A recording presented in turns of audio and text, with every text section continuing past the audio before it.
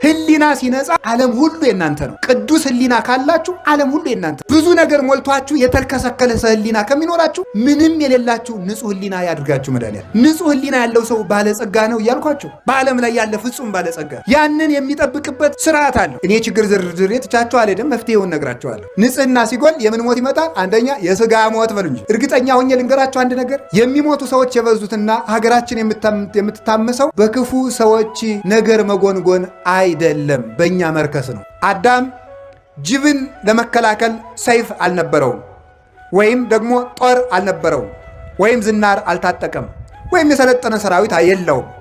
ለአዳም ዋሻ አልነበረውም፣ ለአዳም ምሽግ አልነበረውም። አዳም ሰማይና ምድርን ግን ይገዛ ነበር። አዳም ወፍን ይገዛ ነበር። አዳም ክንፍ የለውም፣ ንስርን ግን ይገዛው ነበረ። አዳም ክንፍ የለውም፣ ርግብን ይገዛት ነበረ። የሰማይ ወፎችን ይገዛል።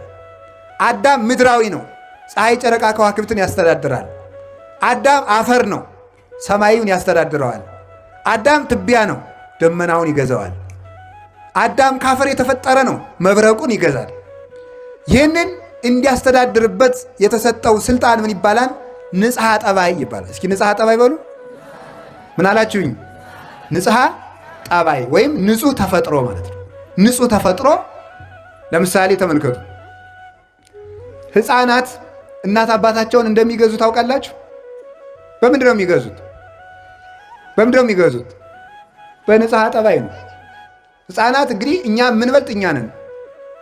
ኃያላን ሰዎች የማይደፍሩትን ሰው ልጆቹ ግን ያስጎነብሱታል፣ ያጎብጡታል። ልጆቹ ይገዙታል። እኛ ተንቀጥቅጠን ጫማውን የምንሰማውን ሰውዬ ልጁ አንገቱ ላይ ወጥቶ ሽኮኮ ይጋልበዋል ማለት ነው። በንጽሐ ጠባዩ ልጅ ነዋ፣ ተወዳጅ ነው፣ ይወደዳል። ንጽሐ ጠባይ ኃይል ያለው ነው። አዳም አይቆፍርም ነበረ፣ አያርስም፣ አይወጣም፣ አይወርድም ነበረ፣ ባለጸጋ ነበር። ለአዳም አዳም ዘር አይዘራም ነበረ። አዳም ከብት አያደልብም ነበረ። አዳም ወርቅ አይቆፍርም ነበር። አዳም ብር አይሰራም ነበር። አዳም ፋብሪካ አልነበረውም፣ ግን ባለጸጋ ነበር። የአዳም ሀብቱ ቅድስናው ነው። የአዳም ጸጋው ንጹሕ አይምሮው ነው፣ ንጹሕ ተፈጥሮ ነው። በንጹሕ ተፈጥሮ ገነት በሙሉ የሱ ነበረች። በንጹሕ ተፈጥሮ አራዊት ባሪያዎቹ ነበሩ። በንጹሕ ተፈጥሮ እንስሳት ዘመዶቹ ነበሩ፣ እጽዋት ዘመዶቹ ነበሩ። ምድር መንበሩ ነበረች ለአዳም። ሰማይ ዘውዱ ነበረች። በምኑ ሲባል በንጽህናው። በዚያ ንጽህናው አዳምን እንስሳት አራዊት እንስሳት እኮ ሄደው አዳም ወፍረናል ብላን፣ ሰብተናል አርደህ ብላን ይሉት ነበረ። እኔማ እግዚአብሔር ከአንድ ዕፀ በለስ በቀር ምን ነስቶኝ? ሁሉም ሰጥቶኛል።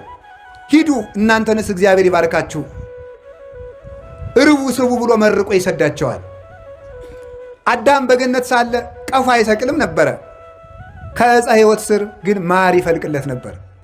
አዳም ከብት አያረባም ነበር። ከዕፀ ሕይወት ስር ወተት ይፈልቅለት ነበረ። አዳም ኑግ አይጨምቅም፣ ዘይት ይፈልቅለታል። አዳም የወይን ተክል አይተክልም።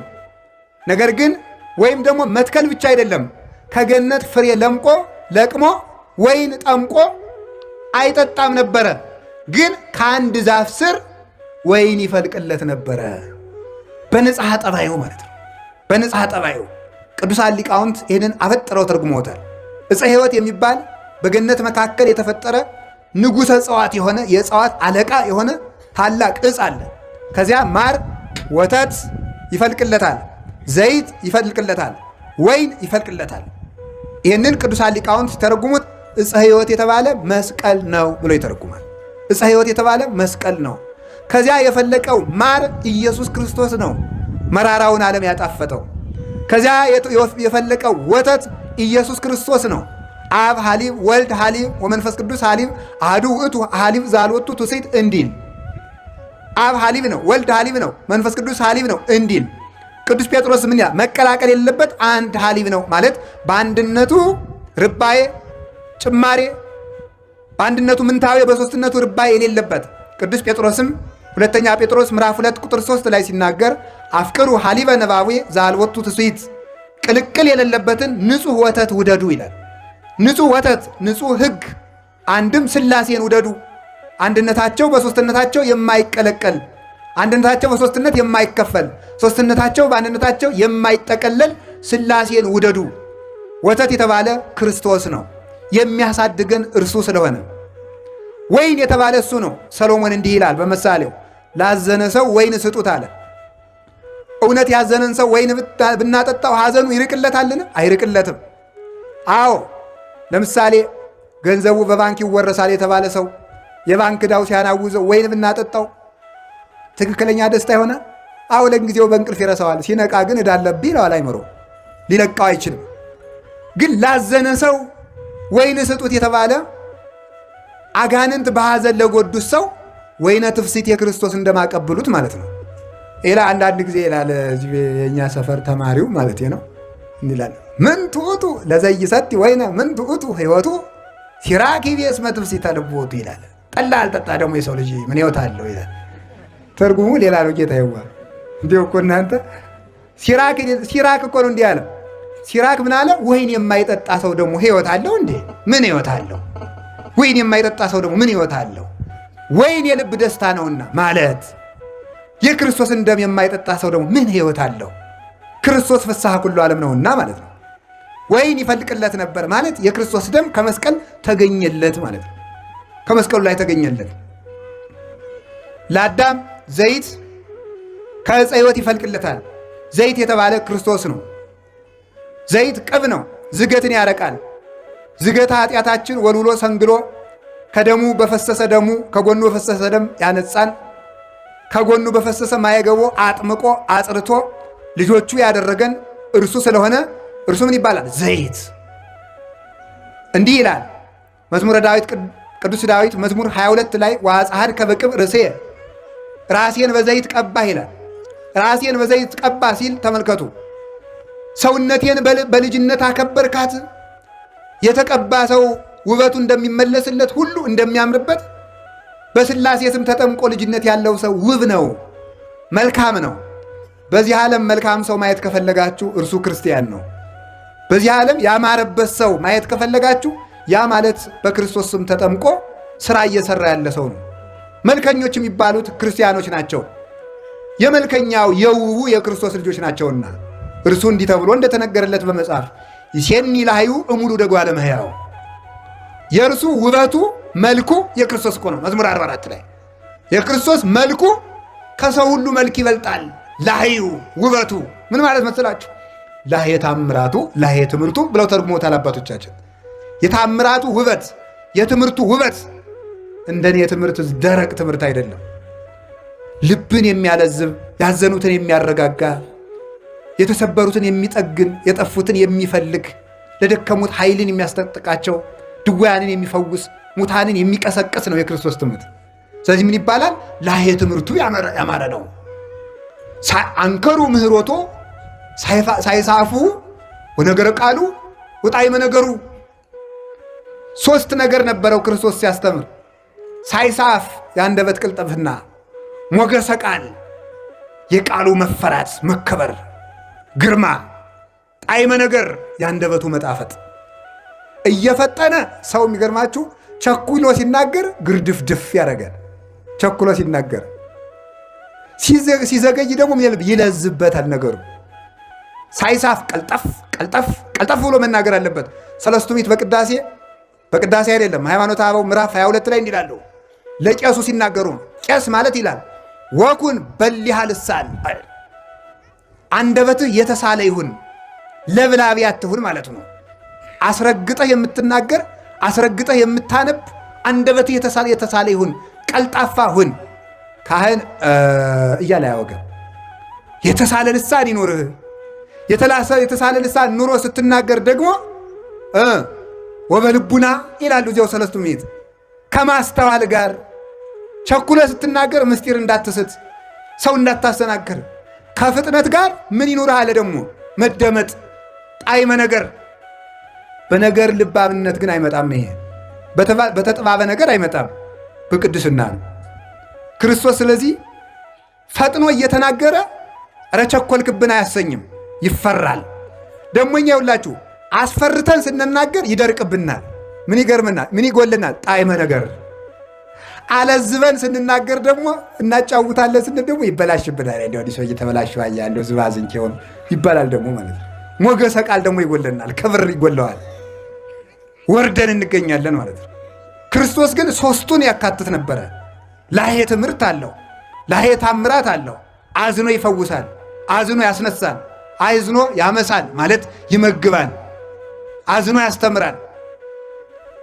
የቻለውን ሁሉ አይናገርም፣ ያወቀውን ሁሉ አያስተምርም። አዝኖ ነበር የሚያስተምረው። ለማይነገረው አይነገርም። ሐዋርያት አንድ ቀን ሰብስቦ እንዲህ አላቸው። አንድ ትልቅ ምስጢር ሊነግራቸው ፈልጎ በዚያ ሰዓት ግን ያንን መሸከም የሚችል ጆሮ እንደሌላቸው አየና ወበየ ብዙ ነገር ዘነግረክሙ፣ ብዙም ነግራችሁ ነገር ነበረኝ። ወባይቱ ኢትክሉ ይእዜ ጸዊሮቶ፣ ነገር ግን ዛሬ ልትሸከሙት አትችሉም ማለት። ጊዜ እያየ ነበር የሚያስተምር። ያወቀው ሁሉ አይሰረግፍም ነበረ። አዛኝ መምህር ነው። ይህን ይዘው ሊቃውንቱ ደግ መምህር፣ ደግ ሐኪም፣ ደግ እረኛ ይሉታል። ደግ አባት ይሉታል። ደግ እረኛ ወዳለበት ይሄዳል። ክርስቶስም እኛ ወዳለንበት መጣ። ደግ ሐኪም ከቤት ሄዶ ያክማል። ክርስቶስም በቤታችን መጥቶ አዳነን። ደግ መምህር ካሉበት ሄዶ ያስተምራል። ክርስቶስም ወዳለንበት መጥቶ አስተማረን። ደግ ንጉሥ የግዛቱን መጎዳት ወርዶ ያያል ከዙፋኑ። ክርስቶስም ደግ ንጉሥ ነውና ከመንበሩ ከሰማይ መንበሩ መጥቶ እኛን ጉዳታችን አይቶ መልሶ በመንበሩ ላይ አነገሰን ማለት ነው። ስለዚህ ጌታችን ኢየሱስ ክርስቶስ የውበት ምንጭ ስለሆነ ላህይ ይባላል። ስለዚህ መስቀል የልጅነት ምንጫችን፣ የጥማት መቁረጫችን፣ የውበታችን ምንጭ፣ ማደጊያችን፣ የምናድግበት ወተት የፈለቀበት፣ ሐዘናችን የሚርቅበት ወይን የፈለቀበት ነውና ዕፀ ሕይወት። አዳም ከዚህ ዕፀ ሕይወት ስር እነዚህ አራት ነገሮች ይፈልቁለት ነበር። ስለምን? በንጽህናው፣ በቅድስናው፣ በንጽሐ ጠባዩ። ያንን ጠባዩን አበላሸው። ገንዘብህን በከንቱ አትበትን ማለቱን ማለት መስላችሁ? ንጽህናህን በከንቱ አትጣል ማለት ነው። እስኪ በሉ ሁላችሁም ንጽህናህን በሉ። በምን አትጣል? በከንቱ አትጣል። ንጽህና ብቻዋን ነበረች አዳምን አንግሰው የምትኖር። ንጽህናን ምን አጎደላ ስትሉ? ስግብግብነት፣ አልጠግብ ባይነት ንጽህናን አጎደለ። ከዚያስ ድሮ እኮ ሰውና አንበሳ ጠበኛ አልነበሩም። አንበሳ ሂዶ የአዳምን እግር ይሊስ ነበር። ሰውና ጅብ ጠበኛ አልነበሩም።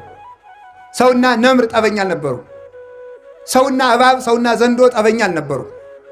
ሰውና አይጥ፣ ድመት፣ ጉርጥ ጠበኛ አልነበሩም። ሰላማውያን ነበሩ። በማን አማካኝነት? በንጽህና አማካኝነት። የአዳም ንጽህና ሲጎል ግን ምን ሆነ? ጅብም አዳምን እበላለሁ ማለት፣ እባብም እነድፋለሁ ማለት፣ ዘንዶም እውጣለሁ ማለት፣ ነምርም በጥፍሬ እዋጋለሁ ማለት። ንጽህና ሲጎድል ወዳጆቻችን ሁሉ ጠላት ይሆናሉ፣ ከአጠገባችን ይሸሻሉ። የኃጢአት ችግሩ አንደኛ እግዚአብሔርን፣ ሁለተኛ ወዳጅን፣ ሶስተኛ ራስን ያሳጣል ይላል ሊቅ። አንደኛ ማንን ያሳጣል? እግዚአብሔርን። ሁለተኛ ማንን ያሳጣል? ራስን። ሶስተኛ ማንን ያሳጣል? ወዳጅን ያሳጣል። አዳም ንጽህና ሲጎለው የእግዚአብሔር ክብር ከሱ ላይ ጎደለ። ሲጎለው ራቁቱን ተገፈፈ፣ በገዛ እጁ ተሰደደ። ኃጢአት ያሰድዳል፣ እርኩሰት ያሰድዳል፣ ንጽህና ያነግሳል። ከዚያ አስተመልከቱ፣ አዳም ማንን አጣ? ንጽህናውን ሲያጣ ራሱን አጣ። ራሱን አጣ ማለት ነው። አዳም ሆይ የሞት ሞት ሙት ተብሎ ተፈረደበት። በሞት ራሱን ያጣ ንጽህናውን ሲያጣ ነው። ንጽህና ራስን ያሳጣል። ሶስተኛ ማንን ያሳጣል? ወዳጅን ሁሉ ያሳጣል። የገዛ ሚስቱ ወዳጁና ጠላት ሆነችበት፣ ጠላት። እንኳንስ ከብቶች፣ እንኳንስ ላሞች፣ እንኳንስ አንበሶች፣ እንኳንስ ነምሮች ይቅርና መሬት ራሷ ለአዳም ጠላቱና ተነሳችበት። በዚህ ትደነቃላችሁን? የገዛ ሰውነቱ ለአዳም ጠላት ሆነበት። ምን አበቀለበት? እሾህ። ኦሪት ዘፍጥረት ምዕራፍ 3 ቁጥር 17 ላይ እግዚአብሔር ምን አለው? ተብከልቱ ብላ በአፈ ገጽከ ለታብቁል ምድር ሶከ ወአሜከላ በእንቲአከ፣ ምድር በአንተ ምክንያት እሾህ ታብቅል አለው። እሾህ ታብቅል። እጽዋት ከአዳም ስህተት አስቀድሞ እሾህ አልነበረባቸውም። አጋፍ፣ ኩርንችት፣ ግራር የሚባል እሾህ የለም። የአዳም እርግማን ከእጽዋት ላይ እሾህን አበቀለ። በሰሙ በወድቁ የአዳም ሰውነት በሽታ አበቀለ፣ ደዌ አበቀለ። ከዚያ በኋላስ ደግሞ ክፉ ሕሊናን አበቀለበት። ፍቶታት፣ እኩያት፣ ኃጣው፣ እርኩሳት ሰለጠኑበት። ስለዚህ ኃጢአት ይላሉ ሊቃውንት 4 አይነት ሞት ያመጣል ይላሉ። የመንፈስ ሞት፣ የሥጋ ሞት፣ የሕሊና ሞት እና የዘላለም ሞት 4 ሞቶችን ይወልዳል። ማን? ኃጢአት። ንጽሕና ደግሞ ከነዚህ ነው። የሥጋ ሕይወት፣ የነፍስ ሕይወት፣ የሕሊና ሕይወት፣ የዘላለም ሕይወት ማን ይሰጣል? ንጽሕና። የሥጋ ሞት መቀሰፍ ነው፣ ያለ ዕድሜ መሞት ነው። አዳም በ935 ዓመቱ እንዲሞት እግዚአብሔር አልፈቀደም ነበር። ዘላለም እንዲኖር ነበረ ዕድሜው የተቆረጠ በንጽሕና ጉድለት ነው። ቅስፈት የሚመጣ በንጽሕና ነው። ንጽሕና ሲጎል ቅስፈት ይመጣል። የሰው ዕድሜው ዛሬ ቢበዛ ስንት ነው? 70 ወይም 80። አዳም ያተረፋት እንዳረጎት ዛሬ እኛ እንኖራለን ማለት ነው። የአዳም ዕድሜው 930 ዓመት ስለነበረ፣ ስለዚህ ዕድሜን የቆረጠው ዝሙት ነው። እርኩሰት፣ ኃጢአት ዕድሜን ይቆርጣል። ከዚያ ሥጋው ሞተ፣ ፈረሰ፣ በሰበሰ። የሕሊና ሞት ምንድን ነው? ቀቢጸ ተስፋ፣ ብቸኝነት፣ ብሶት፣ ኃጢአት በሕሊና መውጠት መውረድ፣ መታወክ፣ ሰላም ማጣት፣ እየበሉ መራብ፣ ለብሶ መብረድ፣ ከሰው መሃል ሆኖ ብቸኝነት፣ ተሹሞ ሽረት፣ ውርደት፣ ድካም፣ ምንም እርካታ ቢስ መሆን፣ ደስታን ማጣት፣ ስደተኛ መሆን፣ ከቤት ውስጥ ተቀምጦ መቅበዝበዝ፣ ሀገር ባለበት ከተማ መሃል ተቀምጦ ሰው ሁሉ ሙቶ አልቆ እኛ ብቻችን የቀረን እስኪመስለን ድረስ የብቸኝነት ስሜት መኖር፣ ምድር መጥበብ፣ የት ልሄድ ማሰኘት። አንድ መነኩሴ ጀማሪ መነኩሴ ነው። ገዳም ሂዶ ኃጢአትም ቢያለው ገዳም ገብቶ ኋላ ለአንድ ትልቅ አባት ሂዶ አባቴ ኃጢአትም ቢያለኝ አለው። ይህንን ዓለም ጥለኸው ሂድ አሉት። ዓለምን ትቼ ከገዳም መጣው፣ ከገዳምማ ደግሞ ወደ የት ልሄድ ብሎ መለሰ። እዚያም ገብቶ አልቆምለት ስላለ ማለት ነው። እዚህ ከዓለም ወደ ገዳም ተሄደ፣ ከገዳም ቢፈትን የት ይኬዳል? ስለዚህ ከራስ መሸሽ ነው እንጂ ከቦታ መሸሽ አያዋጣም። መሸሽ የሚባለው ከራስ ጠባይ ነው፣ ከራስ ልማድ ነው። ቦታችን እየለወጥን ብንቀመጥ፣ ብቻችን ከጫካ መሃል አንገታችን አስረን ብንጸልይ፣ ከጠባያችን ካልሸሸን፣ ከቦታ ብንደበቅ፣ ከከተማ ብንወጣ ፍጹም ሰላምን ልናገኛት አንችልም። ስለዚህ የእግዚአብሔር ቤተሰቦች የአዳም የባከነ ሀብቱ ንጽሕናው ሥጋውን ቆረሰበት፣ ሕሊናውን ገደለበት። ዛሬ አርፎ የሚተኛ ሰው አለ መሰላችሁ? ሰው መንኩሶ አያርፍ፣ ሰው ዲቁና ያዙ አያርፍ። ሰው እኮ እየቀደሰም ማረፍ አቃተው። ሰው እየሰበከም አያርፍ፣ ሰው መንኖም አላርፍ አለ፣ ተሹሞም አላርፍ አለ። ሰው ቤት ሰራም ምንም አለ አላረፍ፣ አገባም አያርፍ። አይኑ ዞር ማለት ሰው አላርፍ አለ። የሚያሳርፍ ንጽሕና እንጂ ሕሊና ሲነጻ ዓለም ሁሉ የእናንተ ነው። ቅዱስ ሕሊና ካላችሁ ዓለም ሁሉ የእናንተ ነው። ብዙ ነገር ሞልቷችሁ የተልከሰከለ ሕሊና ከሚኖራችሁ ምንም የሌላችሁ ንጹሕ ሕሊና ያድርጋችሁ መድኃኒዓለም። ንጹሕ ሕሊና ያለው ሰው ባለጸጋ ነው እያልኳችሁ፣ በዓለም ላይ ያለ ፍጹም ባለጸጋ ያንን የሚጠብቅበት ስርዓት አለው። እኔ ችግር ዝርዝሬ ትቻችሁ አልሄድም፣ መፍትሄውን ነግራችኋለሁ። ንጽሕና ሲጎል የምን ሞት ይመጣል? አንደኛ የሥጋ ሞት በሉ እንጂ የምን እርግጠኛ ሆኜ ልንገራችሁ አንድ ነገር፣ የሚሞቱ ሰዎች የበዙትና ሀገራችን የምትታመሰው በክፉ ሰዎች ነገር መጎንጎን አይደለም፣ በእኛ መርከስ ነው። እኛ ንጹሕ ከሆን ክፉ የሚመክሩ ሰዎችን ምክር ማን ያደርገዋል? እግዚአብሔር ይሽረዋል። ጠቢብ ውእቱ ዘያረስ ምክረ መካሪያን ተባ ውእቱ ዘያደቅቅ ይላል። ተመልከቱ፣ መዝራዕተ ኃያላን ይላል ኤጲፋንዮስ በቅዳሴው። የመካሪዎችን ምክር የሚሽር የሚያስረሳ እግዚአብሔር ጥበበኛ ነው። ምክርን የሚሽር ኃይልን የሚያደቅ ነው። የጎደለን ምንድን ነው ካልኳችሁ ንጽሕና። እግዚአብሔር የትም ቦታ ንጽሕና አጥተዋል ነው የምላችሁ። ንጹሕ ከሆን እግዚአብሔር የሰው ችግር የለበትም። እግዚአብሔር በሰራዊት አይዋጋም። እግዚአብሔር ዝምታውም ውጊያ ነው። ግን ቅድስና ይሞላል። ሕሊናችን ሙቷል። አሁን እኮ እንደዚህ ብሎ ተስፋ ቁርጥ ያደርግ እኮ ነው ዝም ብሎ ማለት። መንግሥተ ሰማያትን ማን አይቶት ብለህ ነው ይላል። በቃ ምንም ለመብላት በቃ መተኛት ምንም። አሁን ደግሞ ትንሽ ሀብት ያለው ሰው ምን እንደሚነገራቸው፣ ትንሽ ሀብት ያጠራቀመ ሰው እሳ አባቱ እንደው ትንሽ እንደ መኪናም እንደ ፎቅም እንደው የሞካከረ ሰው የድንጋይ ጥርቅም እኮ ነው ይሄ እኮ። እዛ ሰብስቦ ፈልጌ ሲሉት አባ ጊዜ የለኝም። በጣም ብዙ ድርጅት ነው ማኔጅ የማደርገውና የሚያዙኝ ነገር ካለ ብቻ ይደውሉልኝ። ስንት ብር ነው የሚፈልጉት ይላል። ብሩን ወርወር አድርጎ ስራውን እየሰራ ሊሞት ማለት። እኔ ብዙ ሰው እታወሳለሁ፣ እታዘባለሁ። ማምላክ ብዙ ሰው እዚህ መጥተው አይማሩ፣ ትንሽ ሀብት ነካ ካረጋቸው አይማሩ። ብቻ የሚያዙኝን ይንገሩኝ፣ እሱም ብቻ ይንገሩ። ዝም ብለው ችግር የለም። ቆይ ሰባኪው ምንድነው የፈለገው? ምንድነው ቤተክርስቲያን ስሩ ነው? አካውንታችሁ ንገሩ። ምንድነው የምትፈልጉት? እሱም ብቻ ለምን አትነግሩኝም ይላል። ቃለ እግዚአብሔር ጌታ ይዋ እኛ አንተን ቆርቆሮ አይደለም የፈለግነው። እኛ የፈለግነው ህሊናህን ነው። እግዚአብሔር የሞተለት አካል ነው ያለ። እኛ የምንፈልገው እናንተን ነው። የእናንተን ሻማ አሁን ጠዋት 21 ሺህ ብር ሰጣችሁ ምን ያለውን ሰጣችሁታል። እኔ ገንዘቡን አይደለም የናኩት። ስትፈልጉ 21 ቢሊየን ስጡ፣ ምንም ትርጉም የለውም። ገንዘባችሁ አያጸድቃችሁም። የሚያጸድቃችሁ ንጽህናችሁ ነው። መጀመሪያ ራሳችሁ ተስተካከሉ። ካልሆነ ግን ኃጢአት እየሰራ ለእግዚአብሔር 100 ሺህ ብር ሰርቃ 50 ሺህ ብር ስላመጣ እግዚአብሔር በጉቦ ሊምርህ ነው። እንደዚህ ያለ ነገር የለም። እግዚአብሔር የሚያየው መጀመሪያ ንጽህና ነው። የእግዚአብሔር የዓይኑ ማረፊያ ንጽህና ነው። እግዚአብሔር የሚያየው ወደሱ ነው። የህሊና ሞት በአዳም ላይ መጣበት። ከዚያስ ምን መጣበት? የነፍስ ሞት። ነፍሱ ጨለመችበት። ሞታ ለነፍስ ሪቅም እግዚአብሔር። የነፍስ ሞቷ ከእግዚአብሔር መራቋ ነው። መጨረሻ ላይ ዘላለም ሞት ነገሰበት በአዳም። ንጹህ ስትሆኑሳ አካላችሁ በሙሉ ከኃጢአት ንጹህ ሲሆንሳ ምን ታገኛላችሁ? ስጋችሁ ያለ ጊዜው አይሞትም። ህሊናችሁ ልዑል ነው። ህሊናችሁ ትልቅ ነገር ያስባል። እዩትማ በሞቴ ኃጢአት ሰርታችሁ ባደራችሁ ቀን እኮ እቅዳችሁ በሙሉ ክስር እኮ ነው የሚለው። የ40 ዓመቱ እቅድ፣ የ30 ዓመቱ እቅድ ኤዲያ ተውኝ ባካችሁ፣ ክስር ነው የሚለው። ድምስስ ነው የሚለው። ህሊና ነዋ ዋናው። ሰው እኮ ይህን አደርጋለሁ ከዛሬ በኋላ የሚቀጥለው ሳምንት አስቀድሳለሁ፣ እጸልያለሁ፣ ከዛሬ በኋላ እጾማለሁ ይልና ሰኞ በዝሙት ተሰናክሎ ካደረ ያ ሁሉ ይከስራል። አጣጥፎ ይተኛል። ለምን? ዲያብሎስ ደግሞ እንዲህ ብለህ ብትጸልይ አታፍርም ይለዋል። እዚያ ወሬ ሄደ። አጋንንት ስርዓት አላቸው። መጀመሪያ ጸሎት የማቋረጥ ሰይጣን አለ። ጸሎት የማቋረጥ ሰይጣን ለዝሙት ሰይጣን ያስረክባል። የዝሙት ሰይጣን ለተስፋ መቁረጥ ሰይጣን ያስረክባል። እንዲህ እያለ ነው ሰው የሚጠፋው ማለት ነው።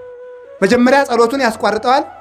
ኃያልን ሰው ካሰሩ በኋላ ሀብቱን መዝረፍ እንደማይቸግረው የጸሎት እጅግሩን ካሰረ ጸጋውን መግፈፍ አይቸግረውም። ከዚያ በኋላ በዝሙት ይጥለዋል። ከጣለው በኋላ ተስፋ ያስቆርጠዋል። እንዲህ ብለህ ብትመለስ እግዚአብሔር የሚምርህ አይምሰል ይለዋል። ተሸንፎ ከዚያ በኋላ በሰንሰለት እንደሚጎተት ውሻ እጅግሩን ለዲያብሎስ አስረክቦ የኃጢአት ባሪያ ሆኖ ይኖራል።